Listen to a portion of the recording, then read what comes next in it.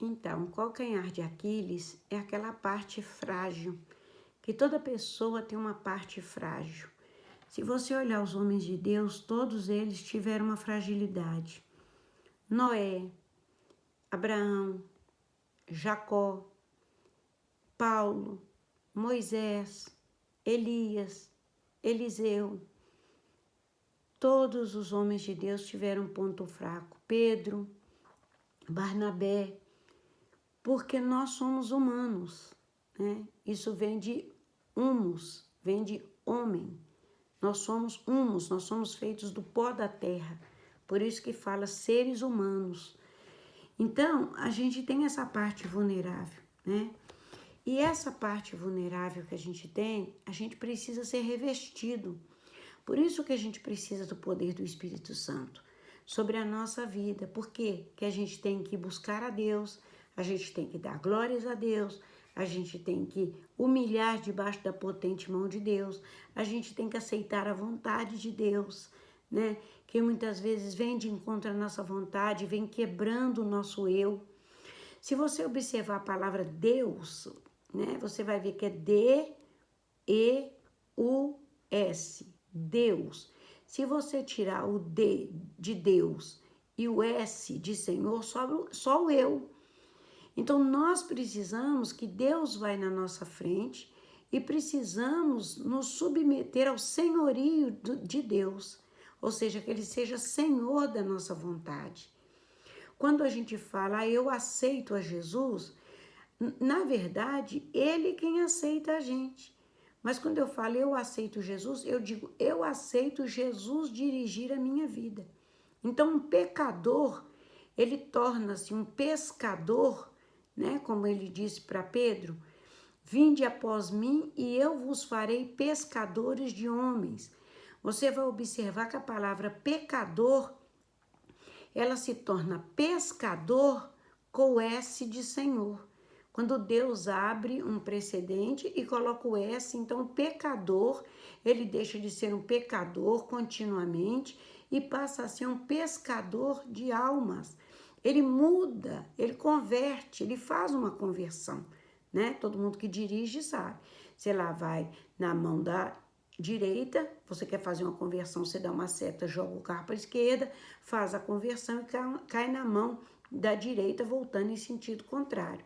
É assim que se faz uma conversão. Por quê? Porque nós estamos mudando de direção. Só que muitas vezes a pessoa faz igual Herodes. A Bíblia nos fala aqui no capítulo de número 12, no versículo de número 21, conta essa história. Em dia designado, Herodes, vestido de traje real, assentado no trono, dirigiu-lhes a palavra. E o povo clamava, é a voz de um Deus e não de homem. E no mesmo instante, um anjo do Senhor o feriu, por ele não haver dado glória a Deus, e comido de vermes expirou. Entretanto, a palavra do Senhor crescia e se multiplicava. Barnabé e Saulo, cumprida a sua missão, voltaram de Jerusalém, levando consigo a João, apelidado Marcos. Quer dizer que aquele episódio de Herodes ser comido de vermes em pé, para todo mundo ver, porque por causa da soberba dele, o orgulho dele, ele não quis fazer a vontade de Deus. Então, amados, se nós não servimos para servir, nós não servimos para mais nada. Nós nascemos para dar glórias a Deus. Nós nascemos para servir ao Senhor. Nós não nascemos para estar aqui, para Deus ser o nosso garçom, nos servir com aquilo que nós queremos, viver nosso bel prazer. Não! Ele nos fez para o louvor da sua glória. Somos nós que temos que servir ao Senhor. Ele manda e nós obedecemos. Mas Herodes achou que ele era muito grande. Ele achou que porque ele era o rei, ele era o Herodes, que é um título honorífico, uma dinastia, porque existe vários Herodes, né? Existe Herodes Arquelau, Herodes o Grande, tetrarca da Galileia, e existe Herodes Agripa I, Herodes Agripa II, era um título honorífico que ele tinha. Então, por ele ser um Herodes, né, ele se achou muito grande, ele achou que ele era um Deus, mas ele era um Deus com letra minúscula. E Deus permitiu que o anjo tocasse nele. Deus nem tocou nele. Permitiu que o anjo tocasse. E quando o anjo tocou, os vermes o comeram em pé, gostosamente. Todo mundo viu a vergonha dele estampada ali, porque ele não quis dar glória a Deus.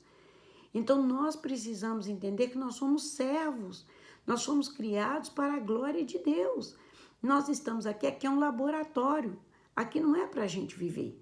Aqui é um tempo que a gente vai passar aqui somente. E depois nós vamos seguir em frente. Então, esse calcanhar de Aquiles é para mostrar a gente a nossa vulnerabilidade, a nossa humanidade, a nossa pequenez. E muitas pessoas aproveitam esse calcanhar de Aquiles, essa sua fraqueza, para tirar proveito. Faz como Edom fez quando Israel estava sendo castigado. Edom fechou as portas para que Israel não passasse na terra deles. Por causa disso, Deus aborreceu com Edom. Edom significa vermelho. São os descendentes de Esaú. Esse homem aqui, Herodes, também, ele era um idumeu, né? Quando fala edomita ou idumeu, são pessoas que são descendentes de Esaú, que têm a rebeldia já no seu sangue. Então, existem pessoas que são rebeldes mesmo. Elas não dão glória a Deus, elas não curvam, elas não aceitam e elas, além de não fazer, elas ainda impedem quem quer fazer. Você deve conhecer pessoas assim, que eles, além de não fazer, eles ainda se tornam empecilho para as pessoas que querem fazer. Então, esse homem aqui vestiu um traje real e foi. E o povo aclamava ele e dizia, não, é a voz de um Deus, ele é um Deus, ele é um Deus. Ele achou aquilo bom. Ao invés de ele dizer, não, eu não sou um Deus, eu estou aqui a serviço do reino, né? Eu estou aqui a serviço... Mas não, o orgulho foi maior e ele não curvou. E comido de vermes, expirou. Ele morreu comido de vermes e todo mundo viu. E a obra de Deus escandalizou? Parou? Não. Porque você não quer fazer a obra, porque o outro não quer fazer a obra, porque o outro escandaliza, porque o outro envergonha, porque o outro faz uma coisa errada, a obra de Deus não para, não. A obra de Deus continua, porque o dono da igreja é Jesus. A obra de Deus nunca vai parar. Sempre vai haver pessoas que amam o Senhor. Se não for aqui, vai ser em outro lugar. Se não for aqui nesse lugar, nessa terra, vai ser em outro lugar, onde tem pessoas tementes que amam a Deus e querem o Senhor. Sempre vai haver pessoas que querem dar glória a Deus, porque quem quer viver o seu bel prazer, morre comido de vermes, morre comido de bichos. A Bíblia nos ensina isso. Atos, capítulo 12, versículo 21 em diante. Você vê lá acerca disso. Mas não foi só esse homem. Teve um homem também chamado Uzias. Deus usou ele poderosamente. Segundo a Crônicas 26. Ele era primo em primeiro grau de Isaías. Os pais eram irmãos. E ele fez coisas assim tremendas. Ele era violento. Não é porque ele era violento de matar, não. Ele era violento no fazer as coisas, né? Ele é o pai do agronegócio. Ele era pecuarista, ele era muitas coisas. Mas ele exaltou. No final da vida dele, ele esqueceu que ele fez tudo aquilo porque Deus era com ele. E a lepra consumiu ele foi enterrado sem honra nenhuma em caixão de chumbo lacrado. Então a gente precisa ter cuidado com as nossas ações. Não é porque Deus está nos abençoando que a gente vai levantar o nariz, exaltar e achar que nós somos melhores porque Deus está usando a gente. A gente nunca pode esquecer que a gente não tem imortalidade. A gente tem um calcanhar de Aquiles. A gente tem uma fraqueza, uma fragilidade, um ponto vulnerável. A gente tem uma necessidade, uma carência. Todo mundo tem. Se não é financeira, é na saúde. Se não é na saúde, é na vida dos filhos. Se não é na vida dos filhos, é na vida do marido. Se não é na vida do marido, é numa casa que às vezes você não tem, paga um aluguel que te sufoca. Às vezes um emprego. Às vezes você é um ótimo funcionário, mas não para emprego nenhum, ninguém reconhece o seu valor. Às vezes você tem uma dificuldade com você mesmo.